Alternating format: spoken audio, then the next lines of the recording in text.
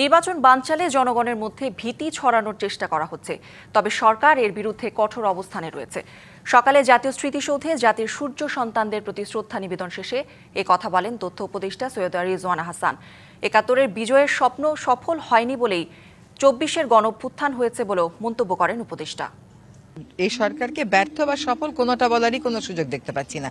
এই সরকার তখনই সফল হবে যখন দেখা যাবে যে উদ্দেশ্য নিয়ে এই সরকারের যাত্রাটা একটা সুষ্ঠু নির্বাচন, বিচার করা এবং সংস্কার করা, সেগুলো কাজ শেষ পর্যন্ত গিয়ে আমরা সফল। আমাদের প্রচেষ্টা হচ্ছে সুষ্ঠু একটা নির্বাচন হবে, জনগণকে ভীত করে ফেলার একটা প্রচেষ্টা চলছে। সরকারের দায়িত্ব হচ্ছে জনগণকে আশ্বস্ত করা, যাতে করে জনগণের মধ্যে ওই ভয়ের সংক্রমণটা না হয়। আমরা আমাদের জায়গা থেকে সাধ্যমতন সেই চেষ্টা করে যাচ্ছি। চিরগৌরবের মহাকাব্যিক বিজয় দিবস আজ ৫৫ বছরে পদার্পণ করেছে লাল সবুজের বাংলাদেশ। ভোরের আলো ফোটার সাথে সাথে জাতীয় স্মৃতিসৌধে জাতির সূর্য সন্তান ৭১-এর স্বাধীনতা যুদ্ধে বীর শহীদদের প্রতি শ্রদ্ধা জানান রাষ্ট্রপতি মোহাম্মদ শাহাবুদ্দিন ও প্রধান উপদেষ্টা ডক্টর মোহাম্মদ ইউনূস। বিজয়ের ৫৫ বছরে দেশ ৯ মাসের রক্তক্ষয়ী যুদ্ধের পর জন্ম নিয়েছিল লাল সবুজের বাংলাদেশ নামক ভূখণ্ড, যাদের আত্মত্যাগে এই অর্জন পুরো জাতি গভীর শ্রদ্ধায় তাদের স্মরণ করেছে। ভোরের বিয়গলের সুরে নীরবতা ভাঙে জাতীয় স্মৃতিসৌধ প্রাঙ্গণে। ভোরের আলো ফোটার কিছু পরেই জাতির সূর্য সন্তানদের প্রতি শ্রদ্ধা জানাতে জাতীয় স্মৃতিসৌধে এসে পৌঁছান রাষ্ট্রপতি মোহাম্মদ শাহাবুদ্দিন। এ সময় তাকে স্বাগত জানান ৩ বাহিনীর প্রধান। পুষ্পস্তবক অর্পণের মাধ্যমে বীর শহীদদের প্রতি শ্রদ্ধা নিবেদন করেন মোহাম্মদ শাহাবুদ্দিন। কিছুক্ষণ নীরবে দাঁড়িয়ে স্মরণ করেন লাখো শহীদের আত্মত্যাগকে।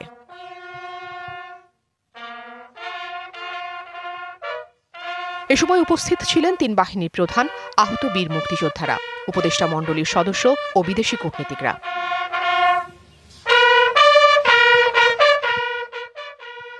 কিছুক্ষণ পর স্মৃতিসৌধে এসে পৌঁছান প্রধান উপদেষ্টা ডক্টর মোহাম্মদ ইউনূস। শ্রদ্ধা নিবেদন করেন স্বাধীনতা যুদ্ধে আত্ম উৎসর্গকারী বীর শহীদ মুক্তিযোদ্ধাদের প্রতি। পরে উপস্থিত অতিথিদের সাথে কুশল বিনিময় ও পরিদর্শন বইতে স্বাক্ষর করেন প্রধান উপদেষ্টা। এর আগে সূর্যোদয়ের সঙ্গে সঙ্গে ঢাকার তেজগাঁওয়ের পুরনো বিমানবন্দরে ৩১ বার তোপধ্বনির মধ্য দিয়ে মহান বিজয় দিবসের আনুষ্ঠানিকতা শুরু হয়। Afrin Anwar, DBC news, Dhaka. জাতির চিরগৌরব, অহংকার, আনন্দ আর বেদনার মহাকাব্যিক বিজয় দিবস আজ। ১৯৭১ সালের এই দিনে পৃথিবীর মানচিত্রে জাতি নিজেদের জন্য রক্তের অক্ষরে স্বাধীন সার্বভৌম বাংলাদেশের নাম লিখেছিল বীরত্বপূর্ণ এক সংগ্রামে বিজয় অর্জনের মধ্য দিয়ে। এর ৯ মাস আগে ১৯৭১ সালের ২৭শে মার্চ চট্টগ্রাম বেতার কেন্দ্র থেকে স্বাধীনতার ঘোষণা দেন শহীদ রাষ্ট্রপতি জিয়াউর রহমান। শুরু হয় জাতির পথ চলার সূচনা। স্বাধীনতার ৫৫ বছরে বীর মুক্তিযোদ্ধারা ও তরুণ প্রজন্ম মনে করেন, উন্নত গণতান্ত্রিক বাংলাদেশ বিনির্মাণ হলে পূরণ হবে শহীদদের স্বপ্ন।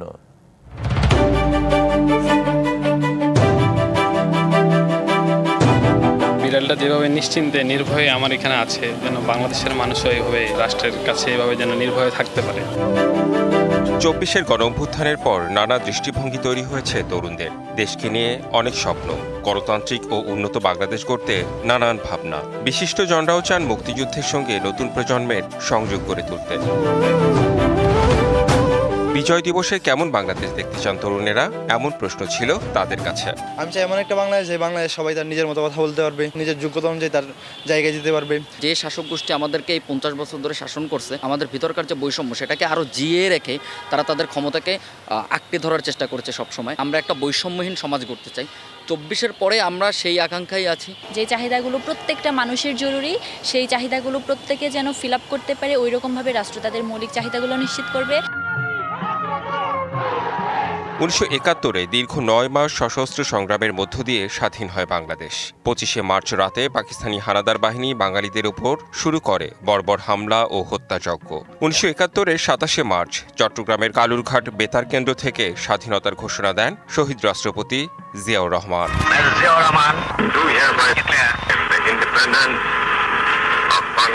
৩০ লক্ষ প্রাণ ও ২ লক্ষ মা বোনের সম্ভ্রমের বিনিময়ে ৭১-এর এই দিনে পৃথিবীর মানচিত্রে জায়গা করে নেয় বাংলাদেশ। এই দীর্ঘ ৯ মাসে হত্যায় অংশ নেয় পাকিস্তানি হানাদার বাহিনী ও তাদের সহায়তা করে এই দেশীয় দোসর রাজাকার, আল বদর, আল শামস।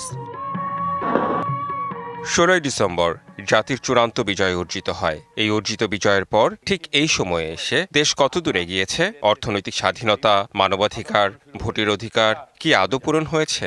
এমন প্রশ্ন ছিল বীর মুক্তিযোদ্ধা ইশতিয়াক আজিজ উলফাতের কাছে। আমাদের কাঙ্ক্ষিত বাংলাদেশ আমরা পাই নাই। সাম্যের একটা সমতা একটা থাকবে সাধারণ মানুষ আর যারা বিত্তবান, সেটা হয়নি।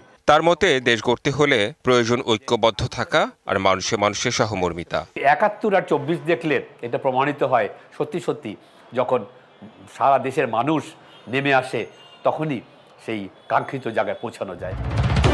মুক্তিযুদ্ধ জাদুঘরের ট্রাস্টি মফিদুল হক বলেন, মুক্তিযুদ্ধ ইতিহাস এসবের সাথে তরুণ প্রজন্মের মেলবন্ধন জরুরি। অসাম্প্রদায়িক দেশ গড়ার তাগিদও দেন তিনি। যেই স্বপ্ন এবং যেই মূল্যবোধ নিয়ে মানুষ লড়াই করেছিল, যে সমাজের স্বপ্ন তারা দেখেছিল, সেটা যেন বাংলাদেশে প্রতিষ্ঠা পায়। ভাষার ভিত্তিতে যে জাতীয়তাবাদ গড়ে উঠেছিল তা দীর্ঘ সংগ্রামের মধ্য দিয়ে এক রক্তক্ষয়ী যুদ্ধের পর 1971 সালের 16 ডিসেম্বর স্বাধীন হয় বাংলাদেশ। রেদওয়ান আহমেদ, ডিবিসি নিউজ, ঢাকা। মুক্তিযুদ্ধে যোদ্ধাদের মনোবল অটুট রাখার সাথে মুক্তিকামী সাধারণ মানুষকে উদ্বুদ্ধ করতে অনন্য ভূমিকা রাখেন স্বাধীন বাংলা বেতারের শিল্পীরা, যাদের একজন শব্দ সৈনিক মনোরঞ্জন ঘোষাল ৭১ পরিবারের 2 সদস্যকে হারানোর পর নিজের নিশ্চিত মৃত্যুর মুখ থেকে ফিরে কলকাতায় যোগ দেন স্বাধীন বাংলা বেতার কেন্দ্রে। এই ঘটনা বর্ণনায় ডিবিসি নিউজকে দিয়েছেন ৭১ এই শব্দ সৈনিক। স্বাধীন বাংলা বেতার কেন্দ্র। ৭১ রণাঙ্গনে যখন অস্ত্র হাতে সরব বীর মুক্তিযোদ্ধারা, তখন কথার সুরে কণ্ঠ দিয়ে তাদের অনুপ্রেরণা যোগান স্বাধীন বাংলা বেতার কেন্দ্রের শিল্পীরা, যেখানে অনন্য ছিলেন মনোরঞ্জন ঘোষাল। পূর্ব দিগন্তে সূর্য উঠেছে, রক্ত লাল রক্ত লাল রক্ত লাল। বিজয়ের ৫৫ বছরে এসে ডিবিসি নিউজের সাথে এক আলাপচারিতায় এই শব্দ সৈনিক ফিরে গেলেন ৭১, করলেন স্মৃতিচারণ। আমাদেরকে ব্যাচ বাই ব্যাচ এইভাবে তারা এসে চোখ বেঁধে হাত বেঁধে 3টা ব্যাচে করে নিয়ে গেল। আমি লাস্ট ব্যাচে। এই অবস্থায় তারা ব্রাশ ফায়ার করল। এটা পরম করুণাময় সৃষ্টিকর্তার ব্যাপার। অবশ্যই ব্রাশ ফায়ারের মধ্যে কিভাবে যেন আমি গড়িয়ে, সামনে ড্রেন ছিল, ড্রেনের মধ্যে পড়ে গেছিলাম। ৭১ স্বাধীন বাংলা বেতারে কাটানো সময়গুলো ও কালজয়ী সব গান নির্মাণের পেছনের গল্পও আলাপচারিতায় জানান মনোরঞ্জন ঘোষাল। শুরুর পর থেকেই, কিছুদিন পর থেকে গান গাওয়া শুরু করেছিলাম এবং এই গানগুলি ছিল সব সমবেত কণ্ঠে। ধরো এইখানে সমারদা ফ্লোরে বসে হারমোনিয়াম বাজিয়ে রিহার্সাল করছেন, একটা মাইক, এর মধ্যে গান রিহার্সাল হচ্ছে, আমরা তুলছি, গাচ্ছি। খারাপ হলে সমরদা খুব বকাবকি করত, বকছেন করছেন, আবার গাচ্ছি। এইভাবেই আমরা গান করেছি। ১৯৭১ সালের 16 ডিসেম্বরের স্মৃতি আজও অমলিন এই শব্দ সৈনিকের কাছে। তার অভিযোগ, গুটি কয়েক গান বাদে স্বাধীন বাংলা বেতারের অনেক গান যথাযথ সংরক্ষণ ও চর্চার অভাবে হারিয়ে যাওয়ার পথে। যখন আমরা খবর পেলাম যে বাংলাদেশ স্বাধীন হয়ে গেছে 16 ডিসেম্বর, মানে কলকাতার লোকজনও বেশ আনন্দমুখর আর কি। তখন সুজেয় শ্যাম শহীদুল ইসলামকে বললেন, এই আমাদের তো, আমরা এখন ফ্রি সভরেন কান্ট্রি, স্বাধীন হয়ে গেছে, তখন একটা গান করো। তখন উনি ওই লিখলেন। এটা একটা অসাধারণ ব্যাপার। ওই 2 লাইন শুরু হচ্ছে, আবার 2 লাইন লিখছেন, বিজয় নিশান। বীর মুক্তিযোদ্ধা খেতাব পাওয়া এই শব্দ সৈনিকের চাওয়া শুধু স্বাধীনতা কিংবা বিজয় দিবসে নয়, স্বাধীন বাংলা বেতার কেন্দ্রের গানগুলো নিয়ে চর্চা হোক বছর জুড়ে। বিজয় নিশান উড়ছে ওই। মাকসুদুল হক ইমু, ডিবিসি নিউজ, ঢাকা। বিজয়ের ৫৫ বছরে পদার্পণ করল বাংলাদেশ। সারা দেশ মেতেছে উদযাপনে। সেই সাথে ৭১ আত্মত্যাগ করা জাতির শ্রেষ্ঠ সন্তানদের শ্রদ্ধা ভরে স্মরণ করছে জাতি। বিজয় উদযাপনে জনতার ঢল নেমেছে শহীদ মিনারে। স্বাধীনতার ৫৫ বছর উদযাপনে সারা দেশ ৭১ বীর শহীদদের শ্রদ্ধা ও ভালোবাসায় স্মরণ করছে জাতি।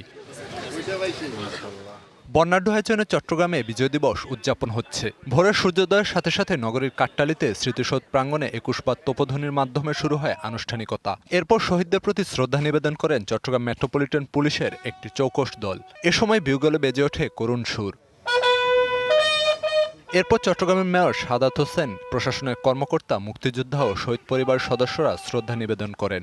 পরে স্মৃতিসৌধ সাধারণের জন্য খুলে দেওয়া হয়। সম্প্রতি মুক্তিযুদ্ধের ইতিহাস সম্পর্কে নানা বিতর্কিত মন্তব্যের বিষয়ে ক্ষোভ জানান মুক্তিযোদ্ধারা। আমরা একটা লাল সবুজের পতাকা পেয়েছি, 55,126 বর্গমাইল অধ্যুষিত একটি বাংলাদেশ পেয়েছি।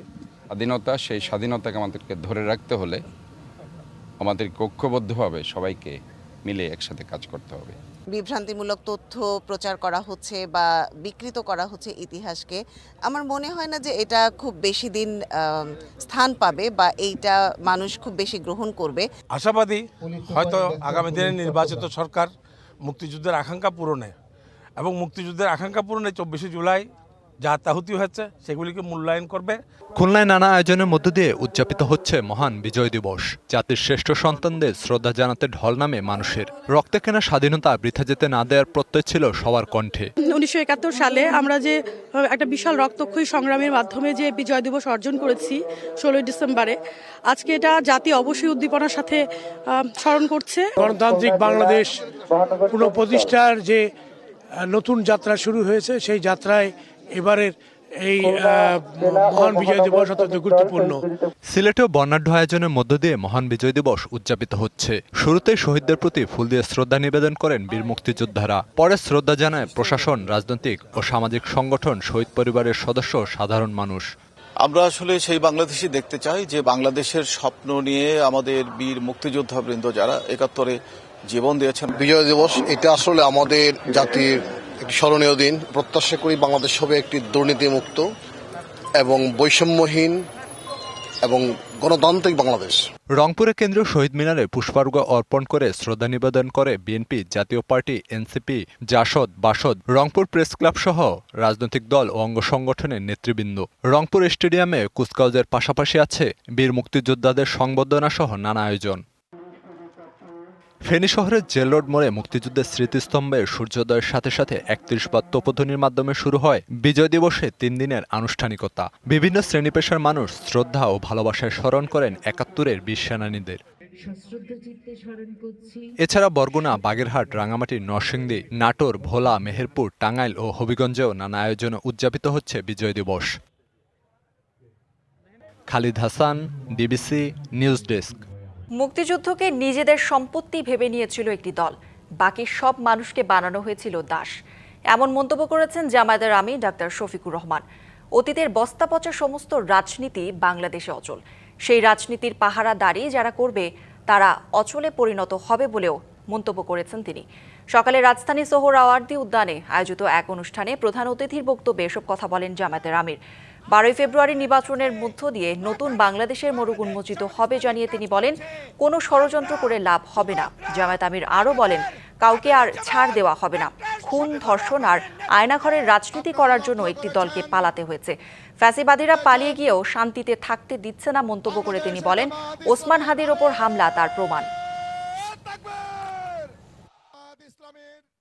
কোনো ষড়যন্ত্র করে লাভ হবে না। কেউ যেন নিজেকে অতিরিক্ত ধূর্ত না ভাবেন। জনগণ এখন তার নিজের বুঝটা বুঝতে শিখেছে। কাউকে আর ছাড় দেওয়া হবে না। আগামীতে যে নির্বাচন ফেব্রুয়ারি মাসে অনুষ্ঠিত হবে 11 তারিখ, 12 তারিখ, সেই নির্বাচনের মধ্য দিয়ে বাংলাদেশের নতুন ইতিহাসের মোড়ক উন্মোচন হবে ইনশাআল্লাহ। বিজয় দিবসে জাতীয় স্মৃতিসৌধে মুক্তিযুদ্ধের বীর শহীদদের প্রতি সাধারণ মানুষের পাশাপাশি শ্রদ্ধা জানাচ্ছেন সামাজিক সংগঠন এবং রাজনৈতিক দলের নেতারা। এ নিয়ে আরও জানাতে সরাসরি যুক্ত হচ্ছেন সহকর্মী আরিফুল ইসলাম। আরিফ, শুনতে পাচ্ছেন নিশ্চয়ই আমাকে? জানতে চাই, এই বিজয়ের দিনে সাধারণ মানুষ তো আসছেনই, সেখানে রাজনৈতিক দলের নেতারা আসছেন, সবকিছু মিলিয়ে সেখানকার পরিস্থিতি।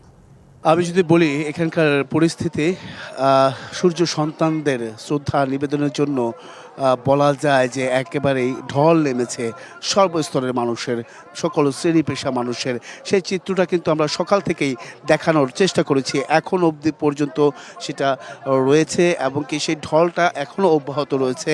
এখন যে বিষয়টা সেটা হচ্ছে যে বিভিন্ন সামাজিক সংগঠন থেকে শুরু করে বিভিন্ন রাজনৈতিক দলের নেতৃবৃন্দরা তারা কিন্তু এসেছেন, বিভিন্ন বক্তব্য তুলে ধরেছেন এবং কি 54 বছর পার হয়ে গেছে দেশের যতটুকু অর্জন করা প্রয়োজন ছিল সেটা আসলে হয়নি, সেই পূরণটা হয়নি, সেই বিষয়গুলো কিন্তু তারা বলে যাচ্ছেন। এমনকি আমি যদি বলতে চাই সকাল থেকে বিএনপি সহ বিভিন্ন রাজনৈতিক, বিশেষ করে আমি যদি একটু বলতে চাই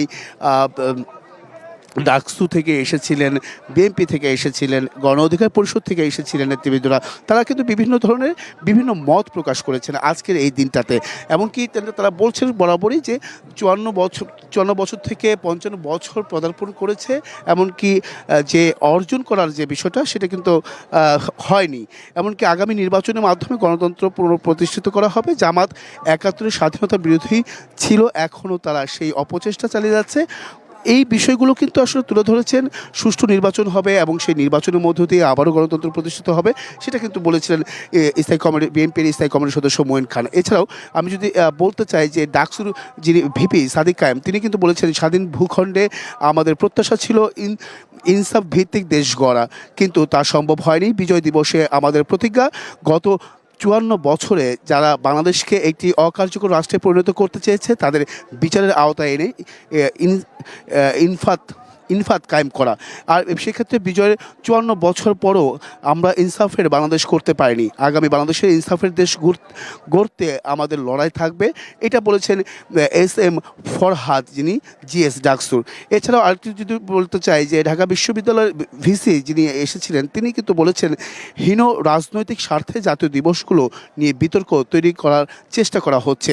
তো সব কিছু মিলেই বলা যায় যে আমি এই আরেকটি বিষয় যে এখানে শুধুমাত্র যে সকল শ্রেণী পেশার মানুষ এসেছেন কিংবা রাজনৈতিক দলের পক্ষ থেকে এসেছেন তা কিন্তু নয়। এখানে ছোট ছোট বাচ্চারা, আপনি দেখুন আজকে বিজয়ের দিন বাংলাদেশের যে পতাকা, সেই লাল সবুজের পতাকাটাকে হাতে নিয়ে কিন্তু ছোট ছোট বাচ্চারা তারা তাদের পরিবারের হাত ধরে, তার বাবার হাত ধরে, তার মার হাত ধরে তারা এই আজকে সূর্য সন্তানদের, শ্রেষ্ঠ সন্তানদের শ্রদ্ধা নিবেদন, যারা স্বাধীনতা আমাদের এই বিজয় এনে দিয়েছিলেন তাদের প্রতি শ্রদ্ধা জ্ঞাপন করছেন। এবং কি তারা সেই ভোর থেকে আমরা দেখেছি তাদের মধ্যে একটা উচ্ছ্বাস, একটা আকাঙ্ক্ষা, এমনকি পরিবার পরিজন তাদেরকে নিয়ে এসে যে ইতিহাসটি জানান দিচ্ছেন সেটা ভবিষ্যৎ প্রজন্মের জন্য খুবই গুরুত্বপূর্ণ। কারণ এই দেশটা স্বাধীন হয়েছে যাদের মাধ্যমে, যাদের রক্তক্ষয়ে, সেই রক্তক্ষয় যাদের রক্তক্ষয়ের মাধ্যমে যে অর্জিত বাংলাদেশ, সেই অর্জিত বাংলাদেশ যাতে করে তারা সত্যিকারের ইতিহাসটা জানতে পারে, কারা শহীদ হয়েছিলেন, কি কারণে আজকের এই দিনটা, সেই ভবিষ্যৎ প্রজন্মকে কিন্তু তাদেরকে পরিচিতি লাভ করে দিচ্ছে এই আজকের বিজয় দিবসে। তাই বাবা মার হাত ধরে এই ছোট ছোট সন্তানরা তারা কিন্তু এসেছেন এই বেদিতে, এখানে শহীদদের প্রতি শ্রদ্ধা নিবেদন করছেন। এমনকি তাদের কপালে আমরা দেখেছি লাল সবুজের যে পতাকার যেটি সেটা কিন্তু তারা মাথায় বেঁধে এসেছেন, কেউ হাতে পতাকা রেখেছেন, কেউ বা তারা একটি আনন্দ উল্লাসের মধ্য দিয়েই আসলে এই ছোট ছোট বাচ্চারা তারা কিন্তু এসেছেন। আমি একটু বলতে চাই, তুমি এসেছো কেন একটু বলবে? ফুল দিবে তুমি? ফুল দিবে বলো, শহীদদের প্রতি শ্রদ্ধা জানাতে এসেছি। বাবা, এই যে আপনি নিয়ে এসেছেন আপনার বাচ্চাকে, কেন, মানে এই বিজয়টাকে কি তার সঙ্গে পরিচয় করে দেওয়ার জন্য নিয়ে এসেছেন? নতুন প্রজন্মকে আমরা শহীদদের সাথে পরিচয় করার জন্য নিয়ে এসেছি। যেমনটা বলছিলাম যে এই যে বাবার হাত ধরে সে সন্তান, তার সন্তান এসেছেন সত্যিকারের ইতিহাসটা মূলত জানার জন্য। এখানে আরও কিছু শিশু, আমি যদি একটু বলতে চাই তার কাছ থেকে একটু, তুমি এখানে এসেছো, কখন এসেছো? একটু পরে না একটু আগে? একটু আগে। আচ্ছা, এখানে কার হাত ধরে এসেছো, কার সাথে এসেছো? বাবার লগে। বাবা কি বলেছে আজকে, কেন নিয়ে এসেছে এখানে? জানি না। আজকে কি বিজয় দিবস না? হ্যাঁ, মাথায় কি বেঁধেছো এটা? বাংলাদেশের ব্যান্ড। বাংলাদেশের ব্যান্ড, ওকে। তো শুনছিলেন এখানে অনেকেই শুধুমাত্র যে এই বিজয় দিবসকে কেন্দ্র করে এখানে আরও বাচ্চারা এসেছেন। আপনার বাচ্চাকে কেন নিয়ে এসেছেন এই জায়গাটিতে? আসছি যে 1971 সালে স্বাধীন হওয়ার পর 16ই ডিসেম্বর যে বিজয় দিবস, এই জিনিসটা তার জানার জন্য, ভবিষ্যতে আমাদের মতো তারা স্মৃতিসৌধ 16ই ডিসেম্বর যে বুঝতে পারে এটার বিজয় যে মানে মনে রাখতে পারে, এই জন্য তাকে নিয়ে আসছি।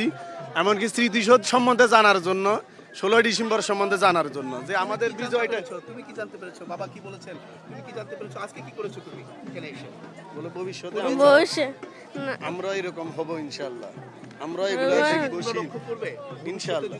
ইনশাআল্লাহ ইনশাআল্লাহ। অসংখ্য ধন্যবাদ। এখানে শুধুমাত্র ছোট ছোট বাচ্চারাও নয়, অনেকেই এসেছেন, অনেকটাই শাড়ি পরে এসেছেন, লাল শাড়ি পরে এসেছেন, কেউ সবুজ সে উড়না জড়ানো বা মাথায় ফুল দিয়ে অনেক নারীরা এসেছেন এখানে। তারা তাদের যে আজকের বিজয়ের দিনটা, সেই বিজয়ের দিনটা তারা মূলত এখানে প্রত্যেকের সঙ্গে এই দিনের যে তাৎপর্য সেটা বিষয়টা তুলে ধরার জন্য বা তাদের সঙ্গে এই শ্রদ্ধা নিবেদনের জন্যই কিন্তু বিভিন্ন জায়গা থেকে, শুধুমাত্র যে ঢাকা থেকে এসেছেন তা কিন্তু না, ঢাকার আশেপাশে বিভিন্ন জায়গা থেকে তারা কিন্তু এখানে এসেছেন। এখানে আমরা দেখেছি যে সকাল থেকেই বিশেষ করে রাষ্ট্রপতি এবং কি প্রধান উপদেষ্টা এবং কি অন্যান্য যারা আছেন উপদেষ্টা মণ্ডলীর সদস্য সহ, বিদেশি কূটনৈতিক সহ এবং কি তিন বাহিনী যারা প্রধান রয়েছেন, তারা শ্রদ্ধা নিবেদনের পরপরই কিন্তু সাধারণ মানুষের জন্য উন্মুক্ত করে দেওয়া হয় এই সাভার জাতীয় স্মৃতিসৌধ। এই স্মৃতিসৌধের যে প্রেক্ষাপট, এই আজকের দিনটা মূলত উল্লেখযোগ্য, কারণ হচ্ছে এখানে স্বাধীনতার যে বিষয়, সেই বিষয়গুলো কিন্তু তাদের পরিচয় বহন করে, দেশের পরিচয় বহন করে এই আমাদের এই আজকের বিজয় অর্জনটি। তো আমরা যদি নতুন কোনোভাবে আমরা যদি বলতে চাই যে আগামী প্রজন্ম এই বিজয়কে ধারণ করেই তারা এগিয়ে যাবে, দেশকে এগিয়ে নিয়ে যাবে, অর্থনৈতিকভাবে দেশকে এগিয়ে নিয়ে যাবে, সেই মেসেজ বা সেই গুরুত্বপূর্ণ বহনগুলোই কিন্তু আসলে তাদের বাবা মা তাদের নতুন প্রজন্মকে শেখাচ্ছে এবং কি প্রত্যেকের মধ্যেই তারা বলছেন যে কাঁধে কাঁধ মিলিয়ে এই দেশকে এগিয়ে নিয়ে যেতে হবে, এটাই আজকের দিনে ঐক্য হয়ে থাক, সেই বিষয়গুলো আসলে তুলে ধরে। এই ছিল এখান থেকে এ দলের সবশেষ। আপনাকে ধন্যবাদ আরিফ। বিজয় দিবসে জাতীয় স্মৃতিসৌধে শ্রদ্ধা নিবেদন করছেন সর্বস্তরের মানুষ। আমরা কিছুক্ষণ আগে সেটি দেখছিলাম, আমাদের সহকর্মীরা আছেন সেখানে।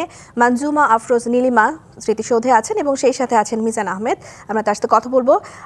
আপনাদের দুইজনের কাছে আমার প্রশ্ন, নীলিমা আপনি আছেন, দেখতে পাচ্ছি আমি আপনাকে, ছোট ছোট বাচ্চাদের নিয়ে এই বিজয়কে পরিচয় করিয়ে দেবার জন্য তাদের বাবা মারা চলে এসেছেন, তো সব কিছু মিলিয়ে সেখানকার পরিবেশ এবং কিভাবে তারা উদযাপন করছে একটু শুনবো আপনার কাছ থেকে। ধন্যবাদ আপনাকে।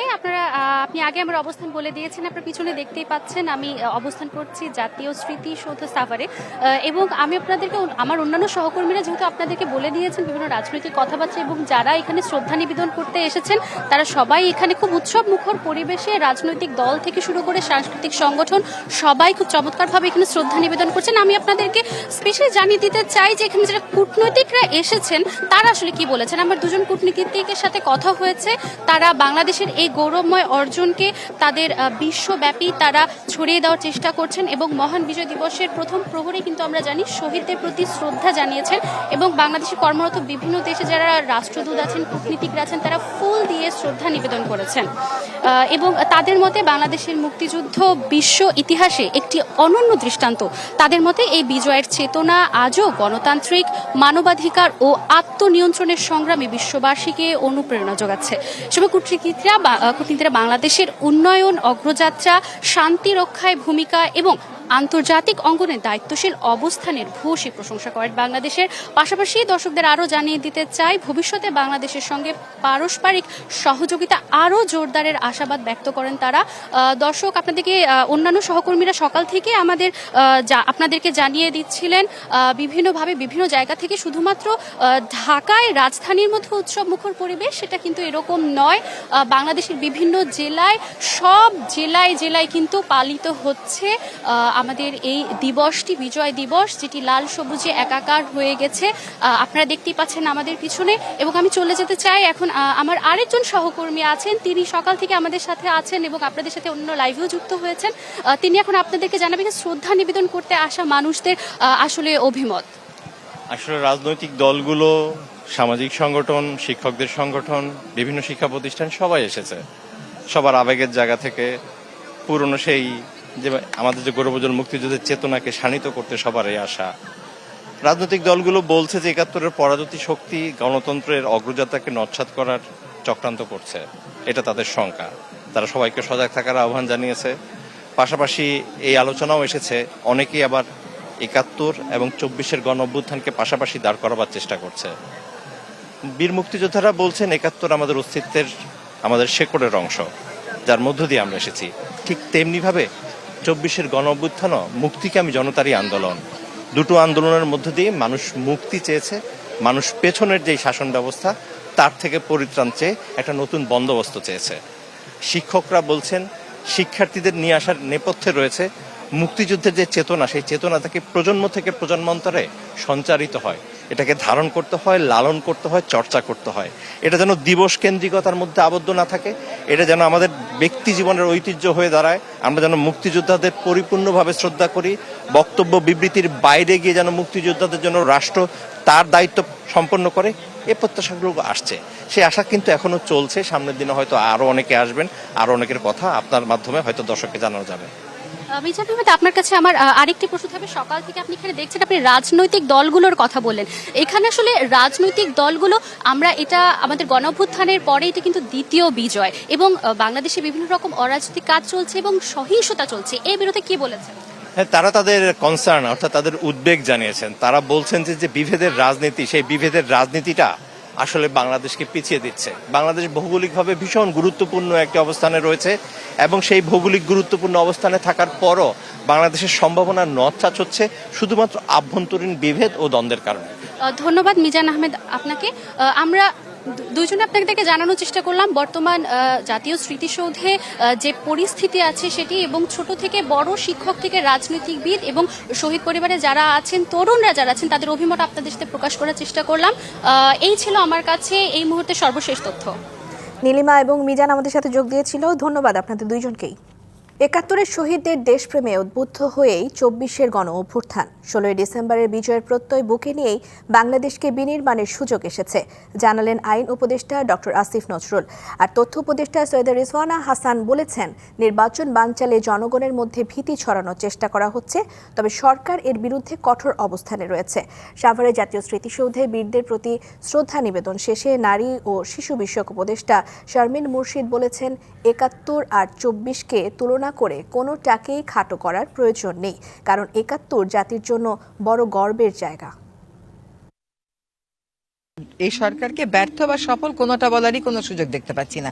এই সরকার তখনই সফল হবে যখন দেখা যাবে যে উদ্দেশ্য নিয়ে এই সরকারের যাত্রাটা, একটা সুষ্ঠু নির্বাচন, বিচার করা এবং সংস্কার করা, সেগুলো কাজ শেষ পর্যন্ত গিয়ে আমরা সফল। আমাদের প্রচেষ্টা হচ্ছে সুষ্ঠু একটা নির্বাচন হবে, জনগণকে ভীত করে ফেলার একটা প্রচেষ্টা চলছে। সরকারের দায়িত্ব হচ্ছে জনগণকে আশ্বস্ত করা, যাতে করে জনগণের মধ্যে ওই ভয়ের সংক্রমণটা না হয়। আমরা আমাদের জায়গা থেকে সাধ্যমতন সেই চেষ্টা করে যাচ্ছি। ৭১ আর ২৪ নিয়ে তুলনা করে ২৪কেও ছোট করার দরকার নাই, ৭১কেও কন্ট্রোভার্সিয়াল করার কোনো মতেই দরকার নেই, বরং ৭১ আমাদের বড্ড গর্বের জায়গা।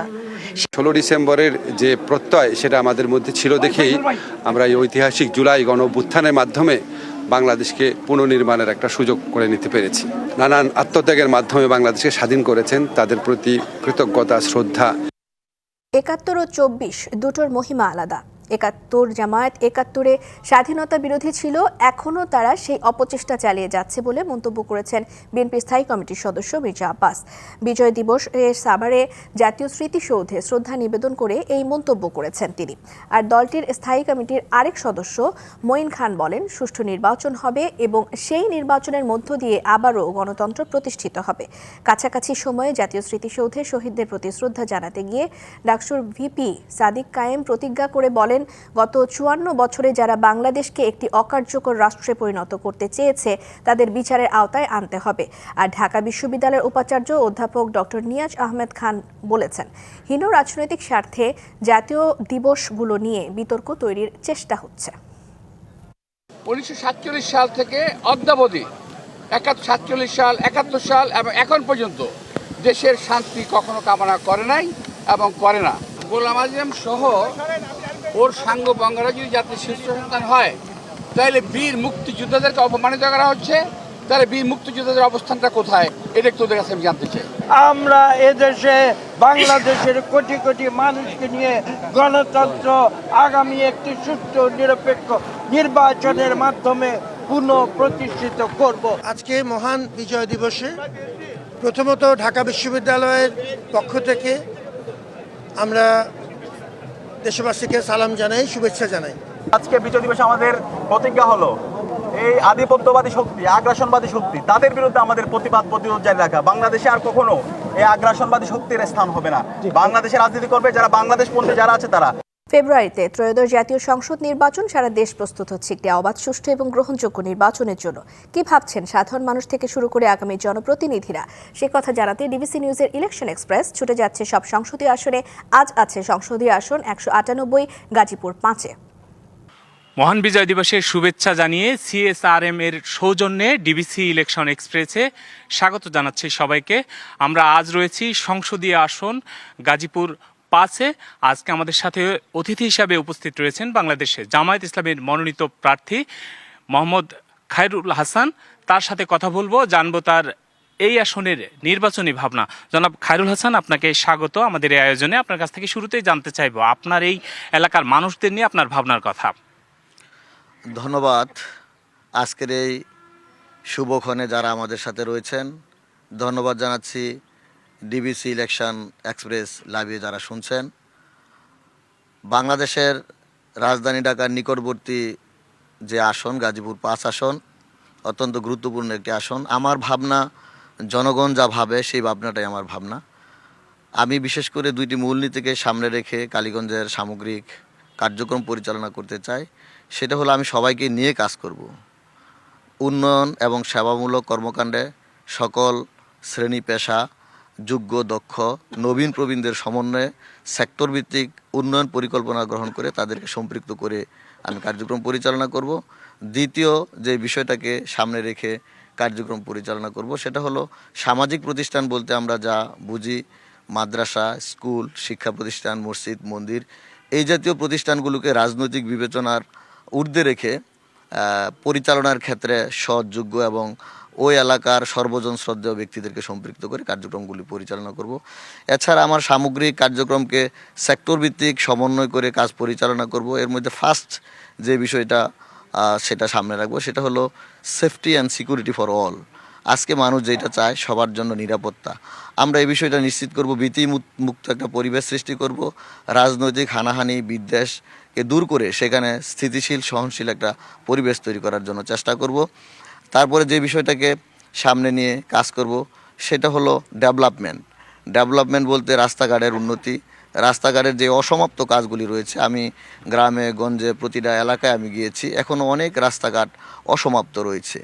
অসমাপ্ত রাস্তাঘাটগুলিকে সমাপ্ত করব এবং যে রাস্তাঘাটগুলি এখনও ভেঙে চুরে আছে সেগুলিকে মেরামত করার জন্য চেষ্টা করা হবে। বিশেষ করে আমাদের টঙ্গী থেকে টঙ্গী পুবাইল হয়ে সিলেটগামী যে রাস্তাটা রয়েছে সেটা 80 এবং 90 দশকের রাস্তা, খুবই সরু রাস্তা, এটাকে ফুল লেনে উন্নীত করার জন্য চেষ্টা করব। এছাড়া আমাদের জনজীবনের জন্য সবচেয়ে গুরুত্বপূর্ণ যে বিষয় সেটা হলো শিক্ষা খাত, এডুকেশন সেক্টর, শিক্ষার মান উন্নয়ন, শিক্ষা প্রতিষ্ঠানের অবকাঠামোর উন্নয়ন, বিশেষ করে দরিদ্র এবং মেধাবী ছাত্রছাত্রীদেরকে বিশেষ কেয়ারের মাধ্যমে যাতে তারা গড়ে উঠতে পারে সেই বিষয়টা বিবেচনায় থাকব।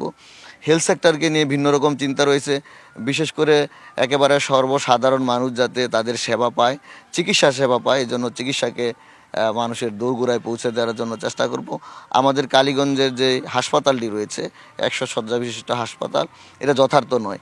এই হাসপাতালটাকে আমরা আরও আধুনিকায়ন করব এবং সেটাকে 150 থেকে 200 শয্যায় উন্নীত করার জন্য চেষ্টা করব। এছাড়া আমরা যে বিষয়টা নিয়ে ভাবছি, এখানে যুবকদের একটা বিরাট অংশ রয়েছে। ইয়াথ অ্যান্ড স্পোর্টস, যুব সমাজকে সংগঠিত করে তাদেরকে খেলামুখী করা। আমাদের এলাকায় পর্যাপ্ত খেলার মাঠ নেই, শিক্ষা প্রতিষ্ঠান ছাড়া কোনো খেলার মাঠ নেই, অথচ খেলাধুলার জন্য মাঠের প্রয়োজন। পর্যাপ্ত মাঠের ব্যবস্থা করা, খেলার সামগ্রী দেওয়া। আর জনাব খায়রুল হাসান, আমরা জানি যে এই অঞ্চলে বালু খেকোদের একটি প্রভাব রয়েছে, একই সাথে সন্ত্রাস এবং চাঁদাবাজি, মাদকের একটি প্রভাব রয়েছে। এই ক্ষেত্রে আপনার ভূমিকা কি হবে আপনি যদি প্রতিনিধি নির্বাচিত হন? যথার্থই বলেছেন আপনি। বিশেষ করে ঢাকার পার্শ্ববর্তী হওয়ার কারণে অনেক জমি যেগুলি ভরাট করে সন্ত্রাস বা দখলদারির মধ্যে যারা রয়েছে, আমরা সেই বিষয়টাকে অবশ্যই বিবেচনায় রাখবো। সন্ত্রাস, চাঁদাবাজ এবং দুর্নীতিমুক্ত একটা পরিবেশ তৈরি করব। এখানে আরেকটা বড় সমস্যা হলো মাদক, যে সোশ্যাল যে প্রবলেমগুলি আছে, অনাচারগুলি রয়েছে, ইনজাস্টিস রয়েছে, এগুলিকে মূলোৎপাটন করে সেখানে একটা মানবিক সমাজ পরিচালনার জন্য আমরা চেষ্টা করব। অসংখ্য ধন্যবাদ আপনাকে আমাদেরকে সময় দেওয়ার জন্য। প্রিয় দর্শক, আমরা এখান থেকে বিদায় নিচ্ছি। আমাদের পরবর্তী আয়োজন বেলা 12টায়। সে পর্যন্ত CSRM ডিবিসি ইলেকশনের সাথেই থাকুন। টানা 6 দিন ধরে মৃদু শৈত্যপ্রবাহ চলেছে উত্তরের জেলা পঞ্চগড়ে। কুয়াশার পরিমাণ কমলেও বেড়েছে শীতের তীব্রতা। মঙ্গলবার সকাল 9টায় পঞ্চগড়ের তেঁতুলিয়ায় সর্বনিম্ন তাপমাত্রা রেকর্ড করা হয় 9.5 ডিগ্রি সেলসিয়াস। স্থানীয়রা জানিয়েছেন ভোর থেকেই কুয়াশায় ঢাকা পথঘাট। সকাল 8টার আগে সূর্যের দেখা মেলে না। এরপর সূর্যের তাপ বাড়ার সাথে সাথে শীত কমে গিয়ে দিনভর গরম অনুভূত হয়। তবে বিকেল গড়ালে আবারও কমতে থাকে তাপমাত্রা। আগামী কয়েকদিনের মধ্যে তাপমাত্রা আরও কমতে পারে বলে জানিয়েছে আবহাওয়া অফিস। সেই সাথে জেলায় শৈত্যপ্রবাহের সম্ভাবনার কথাও জানানো হয়। এদিকে দিনাজপুরেও বইছে মৃদু শৈত্যপ্রবাহ। তীব্র শীতে বিপর্যস্ত জনজীবন। আজ জেলায় সর্বনিম্ন তাপমাত্রা রেকর্ড করা হয় 11.8 ডিগ্রি সেলসিয়াস।